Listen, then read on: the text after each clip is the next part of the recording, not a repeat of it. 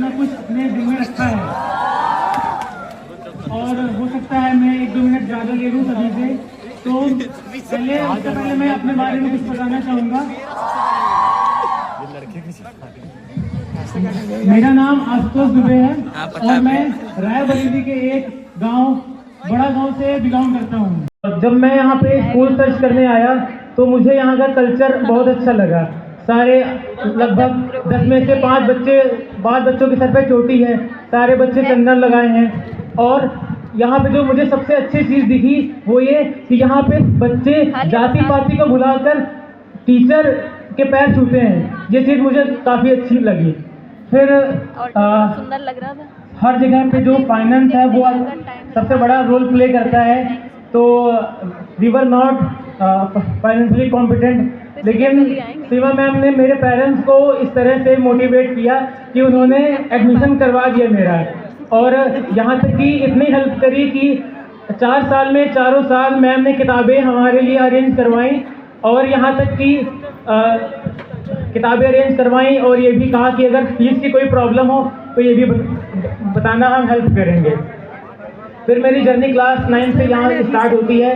पहला दिन मेरे लिए एक स्टेज था, मुझे कुछ नहीं मालूम था। मैं गांव से आता हूँ, ना मुझे इंग्लिश समझ में आती थी, ना ही यहाँ तक कि हिंदी भी सही समझ में नहीं आती थी। और अधिकतर टीचर जानबूझ के इंग्लिश बोलते थे ताकि वो ये जान सकें कि किस बच्चे को समझ में आ रहा है, किस बच्चे को नहीं। लेकिन बस यहाँ पे 2 ही ऐसे शेर थे जिनकी भाषा और जिनकी वाइब मेरे से मैच करी। वो हैं बैकुंठ सर और मयंक सर।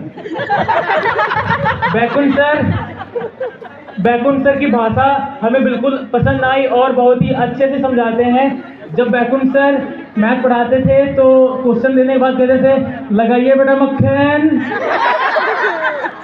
और एक बहुत ही फेमस डायलॉग है उनका, सावधानी हटी दुर्घटना। फिर उसके बाद हमारे मयंक सर आते हैं। मयंक सर ने फिजिक्स इतनी अच्छी पढ़ाई कि मैं यहाँ पे कॉन्फिडेंस से बोल सकता हूँ कि मैं क्लास 9 और 10 के बच्चे को फिजिक्स पढ़ा सकता हूँ। और मयंक सर के कुछ डायलॉग इस तरह हैं, जब वो आंसर बोर्ड पर निकालते तो कहते भैया वेलोसिटी। और जब कोई बच्चा सही आंसर देता तो बोलते बहुत बढ़िया। इसके बाद क्लास 9 तो मेरे एनवायरनमेंट समझने में चली गई और बोलने में ज़्यादा तेज नहीं था, बिल्कुल भी नहीं बोल पाता था। लेकिन हमारे पास मेरा भाई, मेरा दोस्त रौनक है। रौनक ने मुझे काफ़ी सपोर्ट किया। रौनक एक ऐसा पर्सन है जिसने कई लोगों के अंदर हेजिटेशन दूर करी है और भी कई सारी इनहेरेंट क्वालिटीज़ हैं रौनक के अंदर जो मैं शायद यहाँ से नहीं बता सकता। और जब मैं क्लास 10th में पहुंचा तो मेरी क्लास टीचर दीप्ति मैम थी। दीप्ति मैम दीप्ति मैम से इस तरह का सपोर्ट मिला कि हमको कभी लगा ही नहीं कि मतलब वो मेरी मदर से अलग है। मैं अपनी मदर में और दीप्ति मैम ने कभी कोई चेंज नहीं देख पाया। दीप्ति मैम ने सोशल साइंस इतनी अच्छी पढ़ाई कि आज हमें लगता है कि अगर मैं इतना कॉन्फिडेंट हूँ और मैं अच्छे बुरे का देख सकता हूँ, मैं अपनी सोसाइटी के बारे में कुछ जानता हूँ, तो वो दीप्ति मैम की ही वजह से है।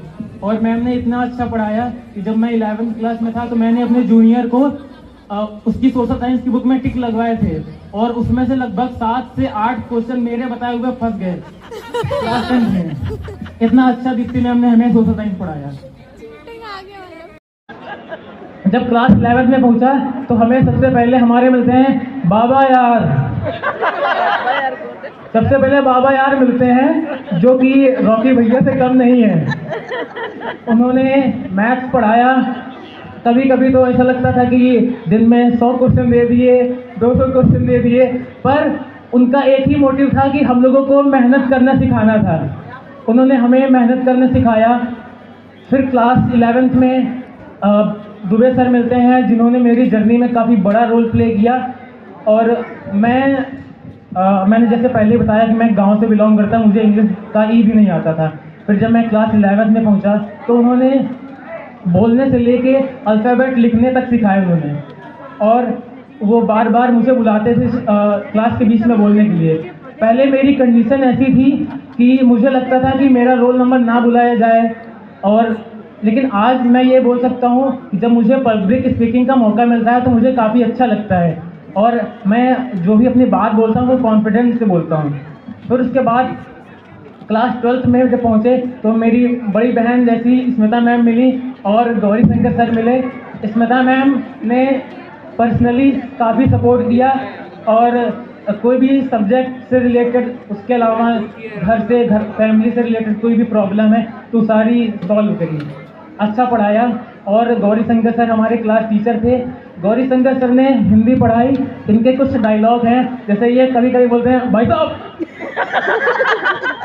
जैसे बोलते हैं, जैसे 2-3 बार उन्होंने रीडिंग करी, बच्चा कोई नहीं सुन पाया, बात करता रहा, तो बोलते हैं कि देखिए 2 बार हमने पढ़ा, आप नहीं सुन पाए, तीसरी बार एक बार फिर से आपके सम्मान में प्रयास किया जा रहा है, सहयोग करिएगा, और इस बार अगर नहीं सुन पाए तो तुमको मुर्गा बनाएंगे। इस तरह से गौरी शंकर सर डायलॉग करते हैं।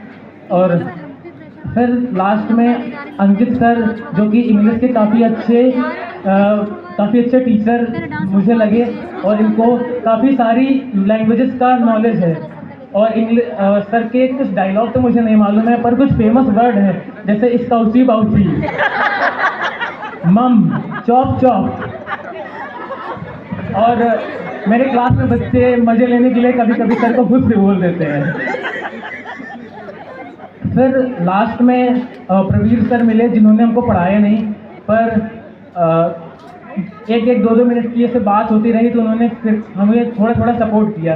तो सर को मैं जब भी मिलता हूँ तो मैं बोलता हूँ जैन साहब, जैन साहब। और रवि सर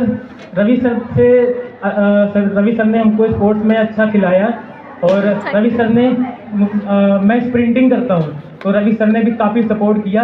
बस एक ही शिकायत है रवि सर से, कि रवि सर ने वादा किया था कि जब एग्ज़ाम खत्म हो जाएंगे तो हम लोग रोज़ ग्राउंड पे चलेंगे, लेकिन जब एग्ज़ाम खत्म हो गए तो ग्राउंड पे नहीं ले गए। उसके बाद वाइवा स्टार्ट हो गया, बोला वाइवा खत्म हो जाएगा फिर खूब खेलना। वाइवा भी खत्म हो गया, और आज लास्ट डे है, आज भी शायद खेलने का मौका नहीं मिला। और इसी तरह से कई सारे टीचर हैं जिन्होंने मुझे पढ़ाया तो नहीं, पर इनडायरेक्टली काफ़ी सपोर्ट किया, जैसे मनोज सर, ललित सर ने तो बायो पढ़ाई है, और ब्रिजेन सर ने काफ़ी सपोर्ट किया। Thank you. मैं आप सभी